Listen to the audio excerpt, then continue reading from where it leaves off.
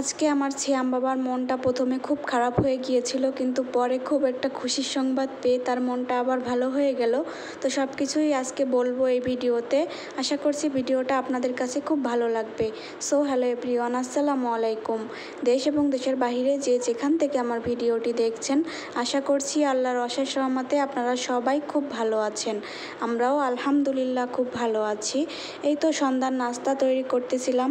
তো সন্ধ্যার সময় ভাবতেছিলাম যে কি দিয়ে নাস্তা করা যায়। পরে দেখলাম যে ঘরে কিছুটা ব্রেড আছে, তো ভাবলাম ব্রেড দিয়েই একটা নাস্তা তৈরি করে নিই। দেন এখানে ব্রেড দিয়ে একটা নাস্তা তৈরি করতেছিলাম, আর এই নাস্তাটা কিন্তু খুব সহজ। যদি আপনারা চান তাহলে আমি আপনাদের জন্য রেসিপিটা অবশ্যই আপলোড করে দিব। তো তারপরে হচ্ছে এখানে চা বসিয়ে দিয়েছি, আর আজকে আমার জন্যই চা বানাচ্ছি, কারণ ছিয়াম বাবা হচ্ছে চা পছন্দ করে না। ইদানিং ও আবার একটু চা খেতে চাচ্ছে না, জানি না কেন। আগে খুব বেশি চা খাইতে চাইতো, তো এখন ও আর খেতে চাচ্ছে না, এই জন্য নিজের জন্য চা বানিয়ে নিলাম। দেন এই যে আমাদের সন্ধ্যার নাস্তা রেডি।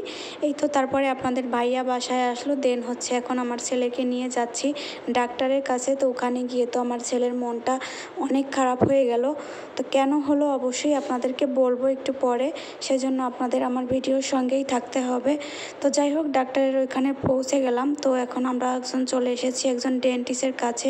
আমার ছেলের দাঁত যেহেতু পোকায় খেয়েছে, ও ছোটোবেলায় অনেক চকলেট খেয়েছে, এই জন্য ওর দাঁতে হচ্ছে পোকা ধরেছে।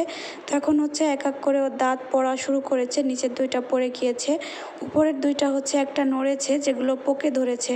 তো সেই দাঁতগুলোর কি চিকিৎসা করানো যায়, সেই জন্য একজন ডেন্টিস্টের পরামর্শ নিতে আসছি।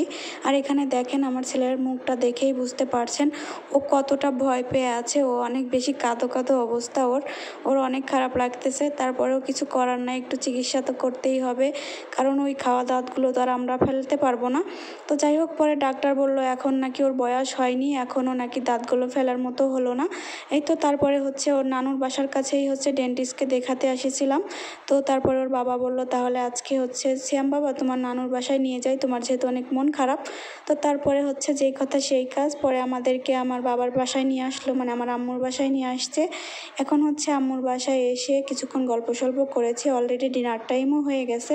তো আম্মু হচ্ছে আর জানতো না যে আমরা আজকে আসবো, হঠাৎ করে চলে আসছি। তারপরেও আম্মু হচ্ছে বেশ কিছু পদ রান্না করেছে, সেগুলো দিয়ে এখন ডিনার করে নিচ্ছি। আর আমার ডিনারে আজকে বেশি খেতে ইচ্ছা করতেছিল না, এই জন্য অল্প করেই ডিনার নিয়ে নিচ্ছি। তো এখন হচ্ছে খুবই সিম্পলভাবে ডিনার করতেছি। আর এখানে আমরা 1 থেকে 2 দিনের মতো থাকবো আম্মুর বাসায়। তো ওর বাবা বলেছে যেহেতু ছেলের স্কুলও বন্ধ, নানুর বাসায় আসতে পেরে আমার ছেলে তো অনেক খুশি হয়ে গেছে। ফার্স্টে ওর মন খারাপ ছিল, এখন ওর কোনো মন খারাপ নাই, একদম ঠিকঠাক হয়ে গেছে। অনেক খুশি সে তার মনিকে পেয়ে। আর যেহেতু তার দাঁতের কোনো চিকিৎসাও করানো হয়নি, এজন্য সে আরও অনেক খুশি হয়েছে।